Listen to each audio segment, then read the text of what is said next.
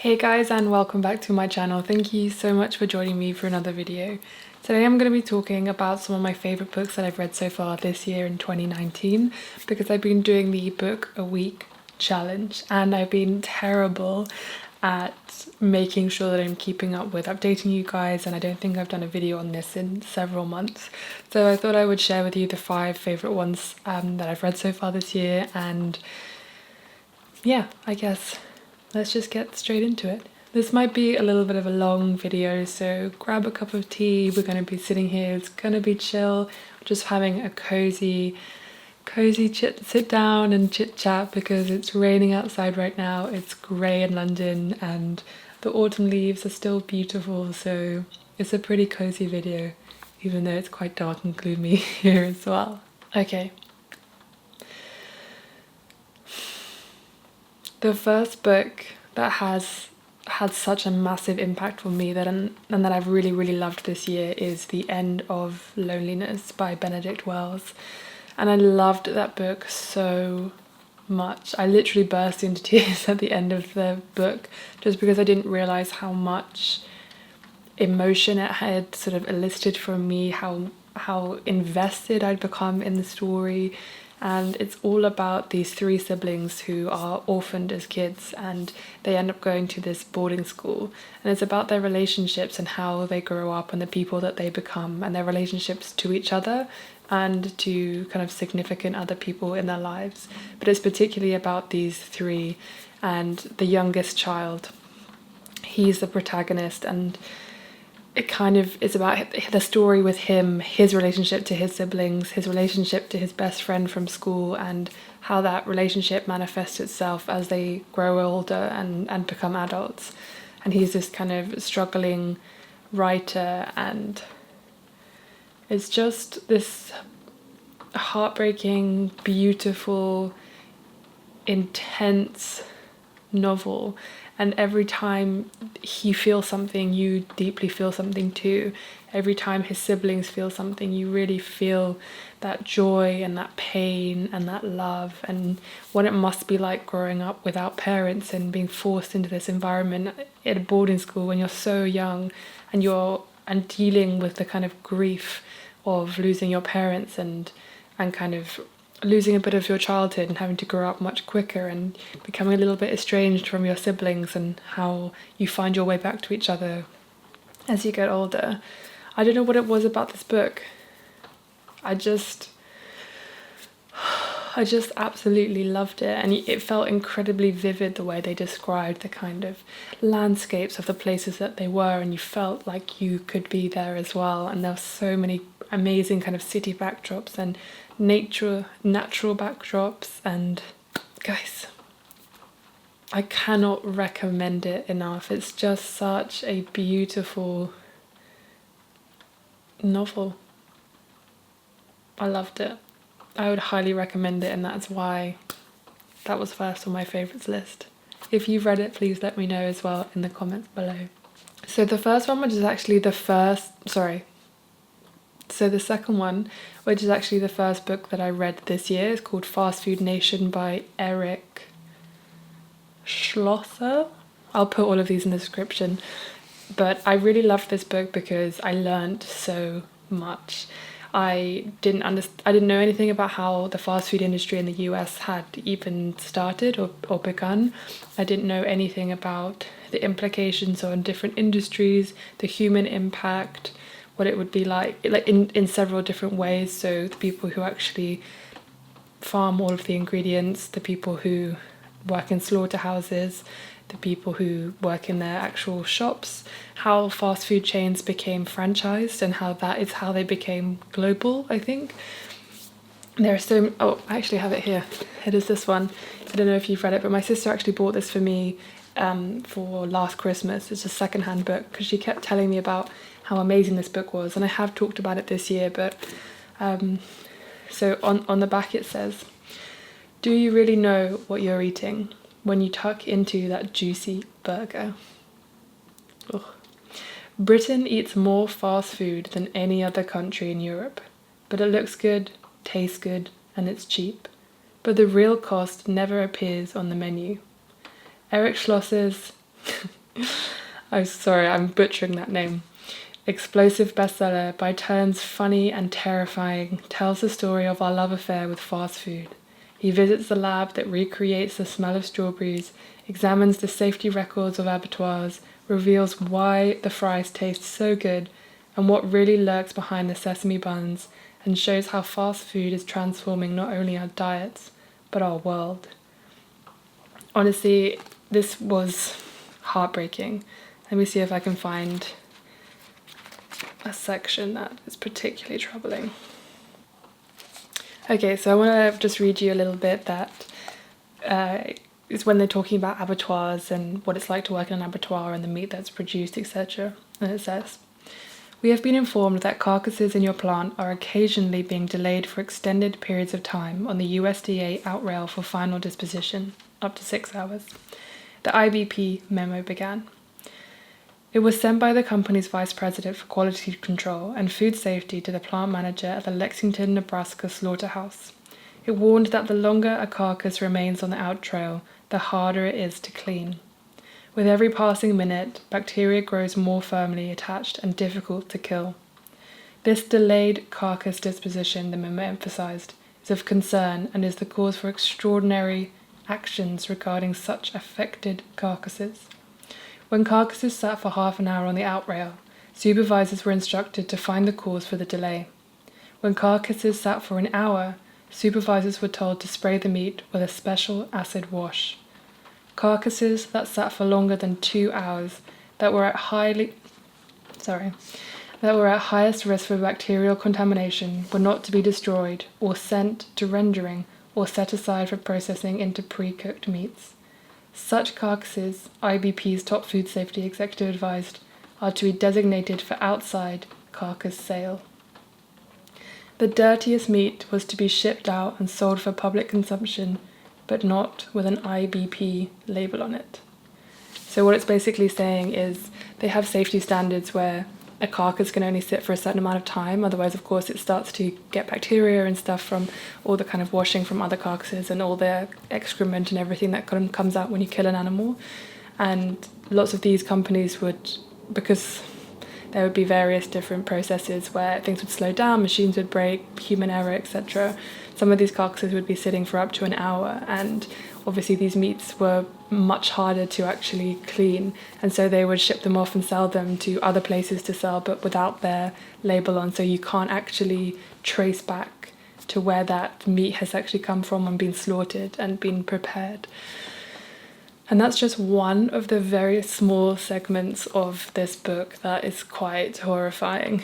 And that's just the treatment of the meat. That's not even the treatment of the people who work. And it goes into quite a lot about how it targets people, migrants who've moved to the US who are illiterate and have no legal standing. And they basically target them because if there's a problem, then they have no legal rights because a lot of them are illegal.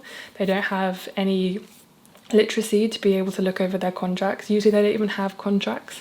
And so it feels like a very vicious cycle where these companies are really abusing their power and abusing the status of people who work in their abattoirs to basically make them do whatever they want. There was one really horrific instance in this book where they talk about someone having their shoulder pulled out of their socket by one of the machines, and they were sent to the hospital to get it put back in and basically strapped up, and they were sent back to work and they weren't allowed to go home because if they did go home they were basically threatened with being fired. So that's only one aspect, so I really highly recommend you go and check this book out because it's so informative. It's really not even that long. I think it's only 250, yeah, almost 300 pages.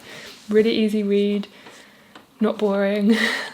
I really recommend you go, and it'll make you think twice about shopping or eating at a fast food restaurant. And it is a catch-22 because obviously they employ a lot of people, but their employees' rights are pretty shit, to be honest. Okay, after that downer, I'm going to move on to Kindred by Octavia Butler. I've had about her for a while and I've had a few of her books on my list, but it wasn't until I was with my boyfriend and I didn't have my Kindle with me that I decided I really, really needed to get back on my reading challenge. So I managed to go and borrow 2 books, and Kindred was one of them. And I read it in about 2 days. And it is this incredible story of this modern day African American woman living in New York. I think it's New York. And she kind of time travels, but it's a really interesting and really clever way that Butler's done this. So she time travels back to the height of slavery in, I think it was in Maryland. And she travels back in time to this plantation, and she's there for a minute, and she gets put with this kid, and this kid, when he does something bad, somehow he kind of summons her, I guess, and she basically, and it's a white kid, and this kid is the son of the plantation owner, and then she just goes back to her modern day, and her boyfriend has no idea what is going on. She has no idea. And then it starts to happen again. And every time she goes back in time, she goes for much longer periods of time. And not only does she learn about the history of slavery in Maryland, we also get to hear about it. And she basically gets called back every time this kid gets in trouble, and she kind of has to help him in this. It's just it's weird, but one time her boyfriend ends up coming back with her because she's holding on to him when it starts to happen. Now, because he's white, they use that dynamic in a really interesting way when they do go back to kind of slavery time, to keep her safe and also to learn a lot more about what happens on that particular plantation. But what's really interesting is through this story you get to learn real historical things, like how slaves tried to escape from plantations, who were kind of successful, and how they had these different kind of ways of communicating and different hierarchies between those who worked in the field and those who worked in the house. And I don't know, I think you guys really need to watch it, because it's just such an interesting way to learn about slavery and to learn about a woman in modern day, learning about with her modern perspective, but also getting to actually experience it rather than just reading about it. So you kind of feel like you're there, and it's a beautiful book. It's really well done. It's really interesting, and I absolutely not only highly recommend it, I think it's a must for everybody to read. Okay, the next one, number 4, is Homegoing by Yaa Gyasi. And again, this is one of the cleverest books I think I've ever read when it comes to learning about historical kind of things and also telling a really beautiful story. So the way that it's kind of formed is each chapter. So actually, no, let's think about it this way. Think about a family tree, and you have the 2 people at the top. You've got the matriarch and the patriarch, and each chapter goes down a generation. So it starts with the mum, and she has these twin girls, and the next chapter is one of them, and the next chapter is the other one, and then the next chapter is their generation below, and then the next chapter is their generation below, and it's such an interesting way to follow 2 girls who get split up and how their lives take a very different turn, how one gets shipped to America and one is slave in the US, and one becomes not a slave. God, it's been a couple of months since I've read this now, but I just think it's so intelligent the way that she's woven all these stories together, and she's just a brilliant writer. It's incredibly engaging. It's really beautiful. I've done a terrible job of describing it, but I really just recommend you guys going and checking it out and reading it. And yeah, she's a really beautiful writer, and it's just really, really interesting. And I've done a really terrible job of describing this one, but I highly recommend you read it. Is there anything else to add to that? I'm just trying really hard to remember because it's been so long ago. God, I feel I have a terrible memory, guys, like a really terrible memory. What is it? So the last one is Pachinko by Min Jin Lee, and I do think this book was a little bit too long, but at the same time, because all the other books had been quite short, I'd got through them in a couple of days. This one took me like a full week to get through because I think it's about 500 pages. But I loved it in particular because I learned so much about the Korean War, about the kind of relationship between Korea and Japan, and it follows the story of when Japan become or colonize Korea. This is before it became North and South Korea. And the story of this Korean woman who's very, very, very poor, and how she finds herself married to a pastor and moving to Japan, and the kind of their story, and how when they have children. But at the very beginning, she has this kind of affair with this very rich, I think he's a very rich Korean man, but he lives in Japan and he has this huge business, and she falls pregnant. And this pastor takes kind of pity on her because she looks after him when he's very, very, very sick, and they move to Japan together and they raise the child as if it's their own. And it's just this wonderful way of telling this beautiful story of relationships. You can see a theme between all of these books that I really enjoy. These relationships, and how through those intricate stories you learn about the war and the history and the way that Japanese soldiers treated Koreans, even just the way they treated each other, and the kind of tensions between them, and what happened during the war, and then what happened after the war as well. And it's this kind of heartbreaking, wonderful depiction of family life through something so hard and terrible, through poverty, through war, through having they escape to the city, to having to go to rural areas while the cities are being bombed. And I think that's when the American kind of, I don't know what you'd call it, they came over and started bombing everywhere. I probably got that wrong, but it's a really, really good book. It's really, really long, but it's definitely worth reading if you're in for a kind of like slow burn. But yeah, I absolutely loved it, and it's definitely one of my favorites of the whole year. Okay, so I don't want to go on any longer because but I just wanted to take this video nice and slowly and just talk you through in a really chill way these books that I have been really loving, and I would highly recommend all of these books. I'm going to do another kind of roundup before the end of the year as well. I've been a bit slow on my reading recently because I've been trying to do loads of videos and get ready for Christmas and all of this kind of stuff, but I'm currently reading 1984 by George Orwell, and then I'm going to be reading I Am Pilgrim, which I got from a thrift store for £1, so I'm super happy with that.